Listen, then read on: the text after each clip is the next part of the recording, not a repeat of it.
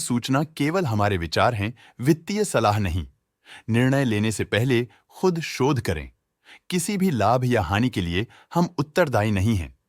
आज हम देख रहे हैं कल्याण ज्वेलर्स इंडिया लिमिटेड के 2024-25 Q4 की standalone financial performance. Starting with the sales, पिछले क्वार्टर से सेल्स में -16.5% का डिक्रीज हुआ है, मगर कंपनी ने पिछले साल के मुकाबले 38% का सेल्स इंक्रीज रिपोर्ट किया। Expenses -17% quarter on quarter decrease हो गए हैं, जो साल भर के 38.5% के राइज के साथ अलाइन करता है। एक्सपेंसेस में डिक्रीज अच्छा है, लेकिन सेल्स में डिक्रीज निराशा की बात है। ऑपरेटिंग प्रॉफिट, जो पिछले साल के कंपैरिजन में 30.5% अप हुआ है, quarter on quarter around -9% decrease हुआ है। Operating profit margin (OPM) annual basis पे -0.5% से डिक्रीज हुआ है और पिछले क्वार्टर के कंपैरिजन में 0.5% से इंक्रीज हुआ है। एक्सेप्शनल आइटम्स को ऐड करके अदर इनकम पिछले क्वार्टर के कंपैरिजन में 21.5% बढ़ गई, बावजूद इसकी ईयरली ग्रोथ 64.5% हुई है। इंटरेस्ट एक्सपेंसेस पिछले क्वार्टर से 17% अप हुआ, लेकिन ईयर ओवर ईयर इंक्रीज 18.5% हुआ है।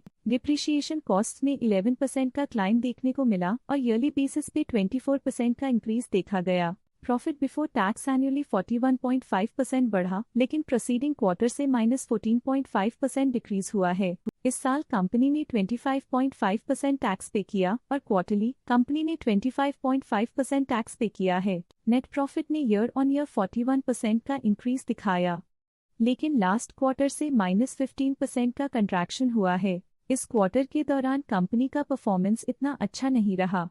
नेगेटिव नेट प्रॉफिट लॉसेस को इंडिकेट करता है। वहीं अगर एनुअल एनालिसिस की बात करें तो इस साल कंपनी का परफॉर्मेंस काफी अच्छा था। अर्निंग्स पर शेयर (EPS) में साल भर में 0.5% का इंक्रीज देखा गया, लेकिन क्वार्टरली में 14.5% की गिरावट भी नजर आई। इस क्वार्टर में कंपनी का EPS इतना अच्छा नहीं रहा। नेगेटिव प्रॉफिट कमजोर एफिशिएंसी को दिखाता है। कल्याण ज्वेलर्स इंडिया लिमिटेड के फाइनेंशियल स्नैपशॉट को रिव्यू करते हुए कुछ मुख्य ट्रेंड्स सामने आए हैं जो कंपनी की परफॉर्मेंस पे रोशनी डालते हैं। मार्च 2022 से मार्च 2025 तक कल्याण ज्वेलर्स इंडिया लिमिटेड की फाइनेंशियल जर्नी में सबसे पहले बात करते हैं सेल्स की। इस साल सेल्स में 37% की वृद्धि हुई है और पिछले 4 सालों में लगभग 1.5 गुना की वृद्धि हुई है, जो एक निरंतर अपवर्ड ट्रेंड को दर्शाता है। पिछले 3 साल से सेल्स लगातार बढ़ती जा रही है, जो मार्केट एक्सपेंशन और कंज्यूमर डिमांड में वृद्धि को दर्शाता है। अब बात करते हैं एक्सपेंसेस की। इस साल एक्सपेंसेस 40% बढ़े हैं और 4 सालों में लगभग 1.5 गुना का इजाफा हुआ है। इस साल हालांकि एक्सपेंसेस सेल्स से थोड़ा ज्यादा बढ़े हैं, मगर ग्रोथ रेट्स का करीब होना स्टेडी ऑपरेशनल कॉस्ट को दर्शाता है। ऑपरेटिंग प्रॉफिट का सफर स्टेडीली ऊपर चढ़ रहा है, इस साल 4% की बढ़ोतरी के साथ और पिछले 4 सालों में 68% का नोटिसेबल राइज हुआ है। पिछले 3 साल से ऑपरेटिंग प्रॉफिट लगातार बढ़ रहा है, जो कॉस्ट मैनेजमेंट और ऑपरेशनल कुशलता को दर्शाता है। नेट प्रॉफिट का सफर ऊपर की ओर चल पड़ा है, इस साल 24% की चढ़ाई के साथ पिछले 4 सालों में लगभग 2 गुना की शानदार वृद्धि हुई है। पिछले 3 साल से नेट प्रॉफिट लगातार बढ़ रहा है, जो फाइनेंशियल हेल्थ को मजबूती देते हुए इन्वेस्टर्स का ध्यान आकर्षित करता है। इस साल EPS ने ऊंचाइयों को छुआ है 24% की वृद्धि के साथ, जो पिछले 4 सालों में लगभग 2 गुना की मजबूत वृद्धि पर आधारित है। पिछले 3 साल से अर्निंग्स पर शेयर (EPS) में लगातार इजाफा हुआ है, जो प्रॉफिट ग्रोथ को मजबूती देते हुए शेयर होल्डर वैल्यू को बढ़ा रहा है। चलिए अब बात करते हैं शेयर होल्डिंग पैटर्न की। कल्याण ज्वेलर्स इंडिया की शेयर होल्डिंग रिपोर्ट्स कुछ इस प्रकार की हैं, जो अननोन 2025 के तक चलता है। ये रिपोर्ट कंपनी के शेयर्स की डिटेल्ड जानकारी देता है, जिसमें promoters, promoter groups, foreign investors, public investors और सरकारी एंटिटीज शामिल हैं।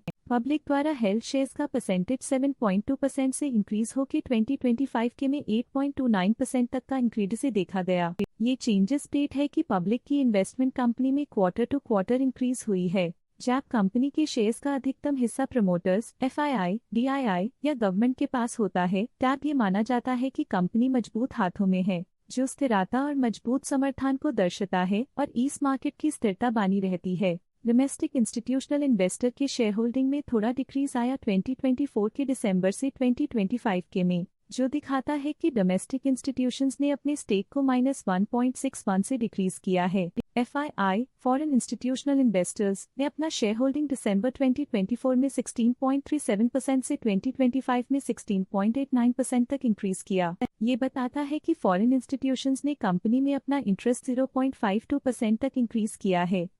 ये था कंपनी का करंट शेयर होल्डिंग पैटर्न। चलिए झांकते हैं इस क्वार्टर की DII डील्स पर जो विशेष रूप से सुर्खियों में रही। 31 जनवरी 2025 को ग्रेविटॉन रिसर्च कैपिटल LLP ने 72.1 लाख शेयर्स खरीद लिए 485 रुपीस पर यूनिट के हिसाब से, जिसका टोटल था 349.9 करोड़।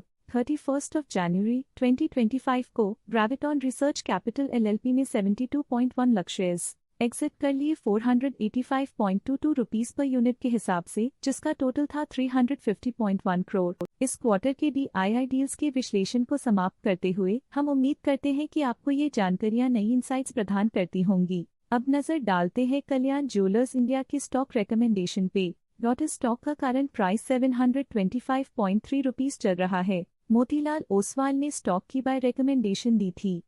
उन्होंने स्टॉक का टारगेट प्राइस 650 का अनुमान लगाया था। रिकमेंडेशन के समय स्टॉक का प्राइस 559.1 चल रहा था, जो करंट प्राइस से -10.5% डाउन है। आज के लिए फाइनेंशियल सेक्टर में इतना ही। देखने के लिए धन्यवाद। स्टॉक लेटेस्ट न्यूज अपडेट के लिए चैनल को सब्सक्राइब करें और वीडियो को लाइक एंड शेयर करें।